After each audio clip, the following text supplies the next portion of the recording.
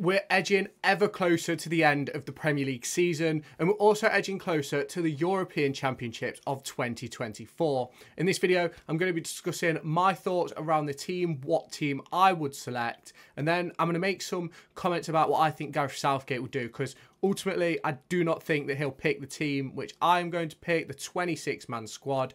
So let's get into it right now. But before we do that, make sure you hit that subscribe button down below. Let me know your 26-man squad down in the comments. Is there anybody who you think you should get in who probably won't? Maybe someone like Adam Wharton from Crystal Palace, maybe even a rogue shout of Will Hughes.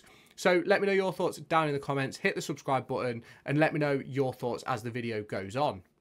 So starting off, we're going to go with the goalkeepers. Now, for me, I think there's a couple of obvious choices here. I think you've obviously got Jordan Pickford. He's been Gareth Southgate's #1 pretty much since he took the job. You've obviously then got the likes of Nick Pope, who I believe he's injured at the moment. Will he be back in time? I'm not 100% sure. You've obviously got Aaron Ramsdale, who hasn't really been getting games at Arsenal. And then you've also got someone like Dean Henderson, who may seem like an outside shout, but considering Crystal Palace's recent form, I think he is definitely an option. Now, if we look at Jordan Pickford and his season at Everton, obviously they escaped relegation after multiple points deductions, and he played in 36 of the games, 37 of the games, obviously one left coming up, collected 13 clean sheets, conceding 49 goals. Now, he stays in the team for me. He is my #1. I wouldn't change that. I don't see any need to change it. I don't think there's a keeper that is better than him at the moment.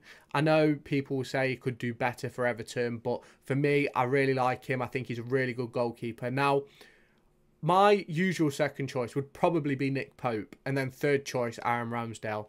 But I've read up on a few reports, and it seems as if Nick Pope might not be ready. And I think it's important that the players that are in the squad are ready to go. Now, there's a player who I'll mention further on in this when we get into the defenders who isn't ready either, and he's still out injured. And I think it's important that we have at least a starting 11 that are fit and ready to go. So for me, my second choice goalkeeper would go to Dean Henderson. He's been in 17 games for Crystal Palace this season, including the good run that they've been on recently. He's collected 3 clean sheets and only conceded 30 goals. I think he's a very good goalkeeper. I think he's really proved himself in the second half of the season, and maybe even will go on to become their mainstay first choice heading into next season under their new manager. And then my final choice goalkeeper would be Aaron Ramsdale. I don't think he can be first choice because he's not playing. Can't be second choice again because he's not playing. And for me, you can't take Pope if he's not fit. I think a goalkeeper's a position where you have to be fit. If you're not 100% fit, it can cause problems for the rest of the team. So for me, the goalkeepers, Pickford #1, Dean Henderson #2, and Aaron Ramsdale as the third choice. Now, let's get on to the defenders. Now, we're going to start at right back. And I know Southgate he goes into a 4, sometimes a 5 sort of thing. So I've selected based on a 4-2-3-1/3-5-2, 3-4-3 style. So for me, I think at right back, I think you have to take Trent. I think he has to go. And then obviously, because Trent this season, 27 games, 3 goals, 4 assists, 7 contributions in the Premier League. And obviously, he started to do that role at Liverpool where he can come into midfield and really impact the game from that position. And I think if we're going to play a back 5, I think Trent being on the right-hand side and coming in with the right centre-half coming out, I think it could work really well and offer some support in midfield for the likes of Declan Rice, who obviously is going to be in this squad, and even meaning that Jude Bellingham can be pushed further up the pitch. So Trent is someone that I would definitely take as a right back. Now, obviously, we go further down. I think the next 2 are fairly obvious choices. It's going to be Kyle Walker and Kieran Trippier. Now, there is another right back that I'm putting in this list, and I'll explain that in a minute. Now, Kyle Walker, 31 games, 4 assists this season. Kieran Trippier, 27 games, 1 goal, 10 assists. For me, you've got to take Trippier just because his dead balls are immaculate. His ability to create a chance is amazing. He can play on the right or the left. And I think on the left-hand side, we have a fair few problems, not just injury-wise, but also performance-wise this season. There's not many players available in that position. So for me, got to take Trippier and you've got to take Walker. Now, I think if we play a 3, I think Walker can also play as the right-sided centre-half. And then obviously you can transition that into a back 4 if Trent is the one playing wide right and bring Trent in through the middle. So obviously having someone like Kyle Walker who can rotate between those positions I think is massively important, especially for European Championships. So those 2 are in the squad at right back. Now, the last man is Reece James. Now, if you have not done so already, make sure you hit that subscribe button down below. We're going to be staying tuned with everything to do with the European Championships over this summer. So do make sure you've hit that subscribe button to stay tuned for all my latest European Championships and football content, which is going to be coming over the coming weeks and months. I think on his day, when he's fit, I think Reece James is the best English right back. Second to maybe Kyle Walker. I think Reece James, if he was fit and didn't get injured as often as he did, I think he'd be probably the best right back in the world. I think he is a very, very good right back. Now, obviously, he's only made 10 appearances this season, and he's only just recently returned from a long injury layoff, which I think has kept him out since December. So in those 10 games, he's only got 2 assists. On his return to the team at the weekend, he set up a goal, but then he did get sent off against Brighton for violent conduct. Now, I haven't seen, so I don't really know what actually happened with that. So I'd take James, because if you are planning on using Trippier on the left, or if you are planning on having Trent as coming in, you've got them options for other right backs available. And like Reece James can play at centre half, he can play in midfield. Like, he's proved that he's capable of doing those things. So for me, it's important to have versatile players, especially for your fullbacks. Now we go into midfield. We go into centre halves. And I think a couple are obvious, a couple you might not be sure about. So I'm taking John Stones. I think he's England's best centre-half. I think he is absolutely incredible. 16 appearances for City this season, scoring a goal. No assists, unfortunately. But I think he's really changed his role this season at Manchester City with that moving into midfield. And again, this links with us playing a 3 or a 5 or a 4. Having someone like Stones who, if Walker needs a bit of a breather, Stones can be the one to step into midfield. Trent can stay out wide, and you don't really have to change the structure if that's what you're planning on doing. So for me, Stones has to go. He's a must-take to the Euros for me. The next one is a bit questionable. I think he's brilliant for England. Now, I know he's currently out injured, so I do have a replacement, which I'm going to talk about right at the end of doing these centre-backs. But the second one I'm going to take is Harry Maguire. Now, Harry Maguire is not, in my opinion, should not be our first choice at centre-half. John Stones should be, but Harry Maguire shouldn't. So, Harry Maguire, 22 games, 2 goals, 2 assists. Now, after some turbulent times at Man United, I think he's had a fairly okay season this year. Do I think it's been amazing? No. Do I think he could do better? Absolutely. So I do think Harry Maguire will go. I think he'll be in the squad. We all know Southgate has a select group of players that are tried and trusted, and he trusts going into a championships. So I'd take Maguire. I know he should be back end of May, just in time for the Euros. So we'll just have to see how that goes. But then my next 2 selections are Mark Guéhi from Crystal Palace. 24 games, 1 assist this season. I just think he's really good. I really enjoy watching him play whenever Palace are on the telly. I think he's a fairly decent player. And obviously, could he play at a higher level? In my opinion, yes, he could. I think someone like Man United should be looking at a player like Guéhi. Maybe even someone like Aston Villa going into next season into the Champions League. Could Guéhi improve their defence? Even someone like Tottenham. Could Guéhi replace like a Romero or something in that back 4? So here's my next pick with 24 games and 1 assist for Crystal Palace. And then my final centre-half pick is Jared Branthwaite. Now, I know he's young, but I think he's had an impeccable season for Everton. He's really broke through into that first team. He's played 34 games this season, scoring 34 goals. And I think you can't brush off what impact he's had on the team. And obviously, don't get me wrong, Everton aren't the best team in the world. They aren't even the best team in the Premier League. Like, I don't even think they're top 10 teams in the league. But I think he's put on a really good show, and it wouldn't surprise me if this summer he's attracted interest from Champions League clubs all across Europe, obviously. And for me, it wouldn't surprise me if he ended up at a Manchester City, a Real Madrid, a Barcelona, something along those lines, because he really is that good, and I really enjoy watching him play. I think he's a really good defender. I think he offers a lot on the ball as well as off the ball. So that's something which I would personally look into. Now, my selection, if Harry Maguire isn't fit, is Fikayo Tomori. Now, I'm a bit biased. He played at Derby. But I think he's an incredible defender. I can't say I've watched him much this season at AC Milan, but numbers-wise, 24 games, 4 goals this season. He's averaging a 7.1 according to FootMob. I just think if Maguire isn't fit, take Tomori. Why not? Like, what have you got to lose at this point? For me, obviously heading into the Euros, there is a couple of friendlies, so he might take extra bodies initially. But for me, Fikayo Tomori would be the 5th choice centre-back, or thereabouts, if that makes sense. Then, left-back.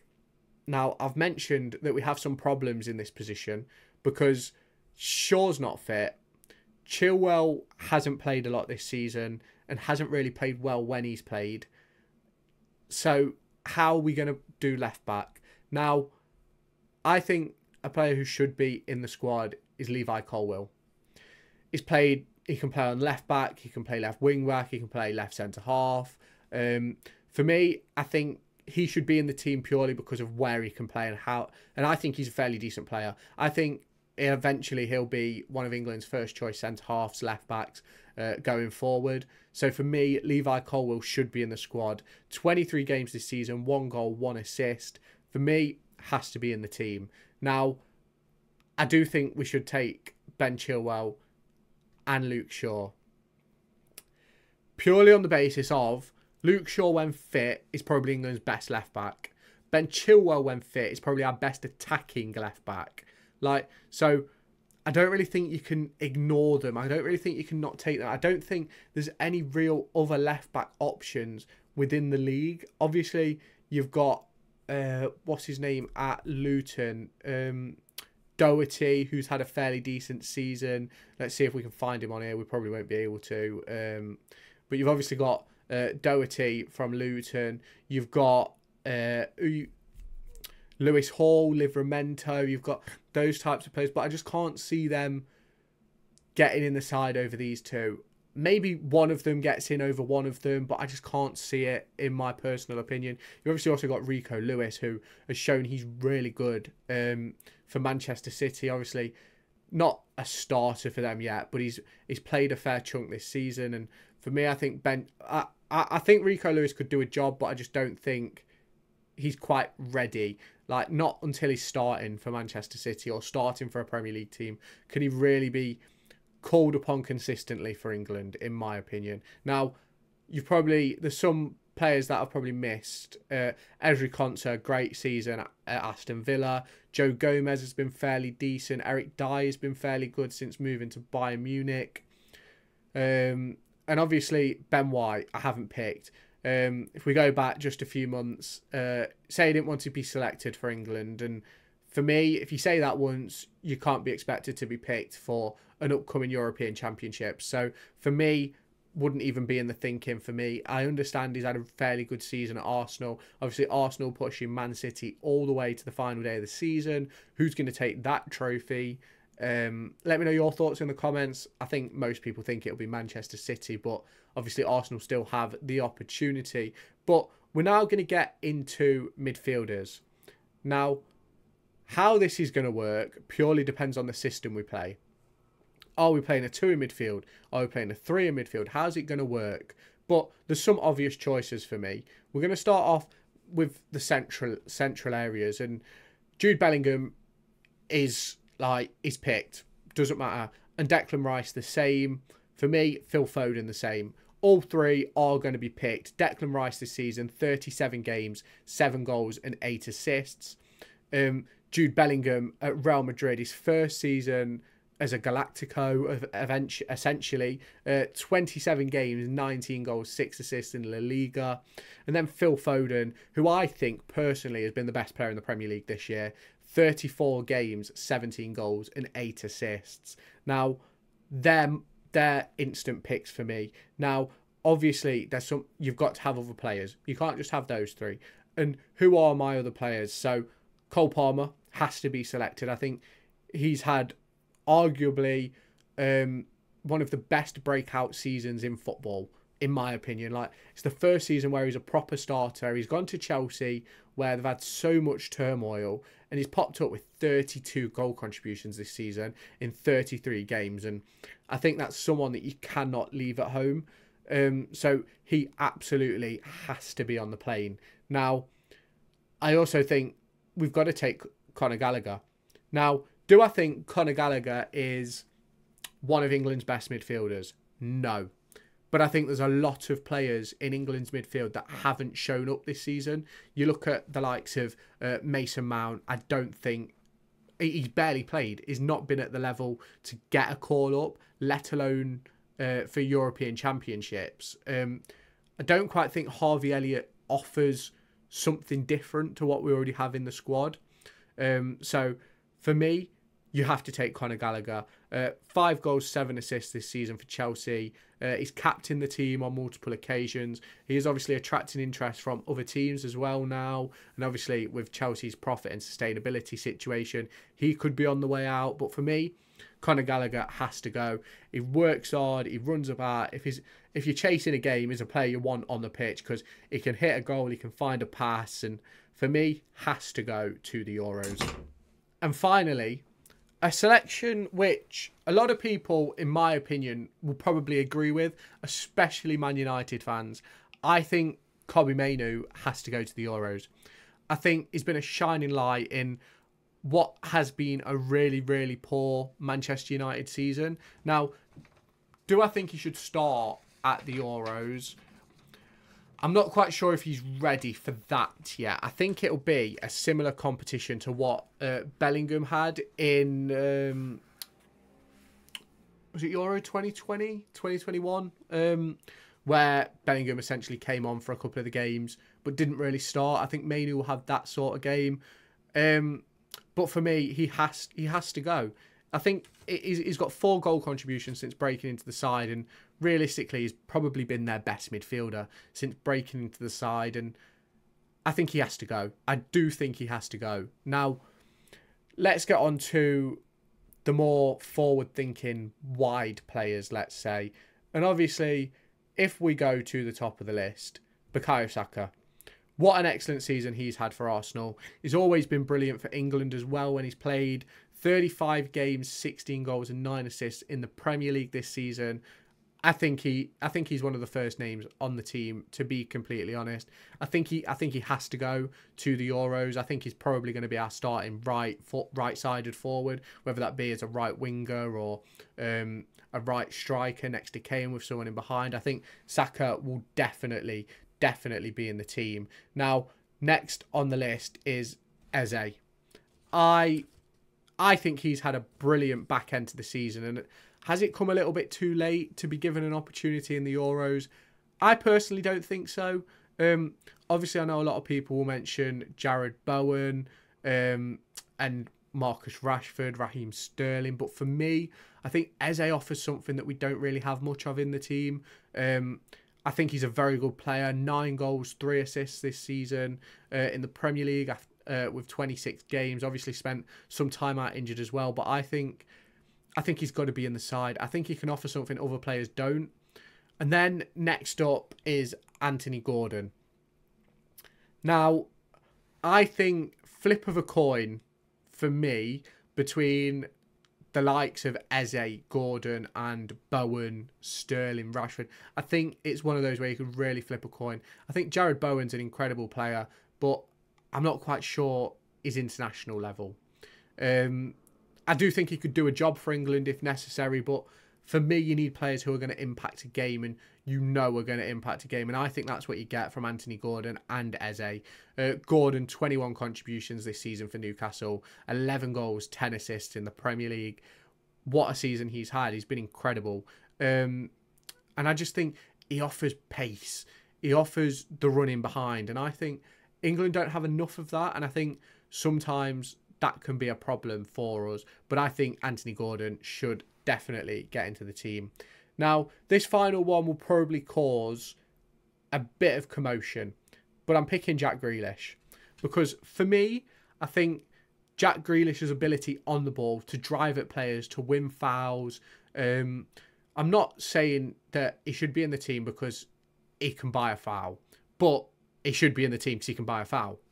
It's as simple as that. When you're chasing a game, you've got 20 minutes to go, you're a goal down, and your best opportunity really is getting the ball in the box. Who's going to win you the free kicks? Who's going to win you the corners? Who's going to potentially win you a penalty? For me, that guy is Jack Grealish. The way he runs at people, the way he can dribble past people, he can like attract people in and then just go past them. For me, Jack Grealish has to be in the team. Now, I know he's not had the greatest season at Man City. I don't necessarily think Man City suits the way he plays, in my opinion. With just 4 contributions this season, he is the lowest forward on the list. And that's probably where people are going to go, oh, well, you should take Bowen because he's done this. You should take, who else? Who else is on it? You should take Maddison or you should take Raheem Sterling. But for me, I think Grealish has got to be in the team. And I know it's debatable. I know it's arguable. But for me, Grealish has to be in the England squad. Even if he's not a starter, he's got to be there. And then I think the final 2 probably speak for themselves. Now, I know a lot of people will think Ivan Toney. I know a lot of people will probably go, oh, you're going to take Rashford here. But no, I'm taking Ollie Watkins. Ollie Watkins, 36 Premier League games, 19 goals, 13 assists. That's not including his European football. He has helped drag Aston Villa into a Champions League place, which they have now secured after Tottenham's result midweek. And I think Ollie Watkins is brilliant. He finds the back of the net, can score with his head, left foot, right foot. For me, I think he's an outstanding player. Will he get into this team? I personally think Southgate will probably take Toney. But for me, you have to take Watkins after his season. And then finally, Harry Kane does have a back injury, according to FootMob. But you take him. You do take him. 32 games, 36 goals, 8 assists. And if we do and we can now look at the team in full. So obviously the 3 goalkeepers are Aaron Ramsdale, Jordan Pickford and Dean Henderson. The 11 selected defenders are Trent Alexander-Arnold, Levi Colwill, Mark Guéhi, Ben Chilwell, Harry Maguire, Kieran Trippier, Reece James, John Stones, Luke Shaw, Jared Branthwaite and Kyle Walker. The midfielders selected are Jude Bellingham, Declan Rice, Conor Gallagher, Kobbie Mainoo, Cole Palmer and Phil Foden. And the forwards selected are Bukayo Saka, Anthony Gordon, Eberechi Eze, Jack Grealish, Harry Kane and Ollie Watkins. Now, you'll have to let me know your thoughts on that squad down below in the comment section. What I will do in a minute is I'll show you how I'd set up this team in the 3-4-3 formation that Southgate likes. And I'll also show you how I'd set it up in a 4-2-3-1, 4-3-3 type system. So, as we've just gone through the team and players that I have selected, this is how I'd like to see the team line up if it was in a 3-4-3 formation. So, obviously, I'd go with Jordan Pickford as the number 1. A back 3 of John Stones, Harry Maguire and Kyle Walker.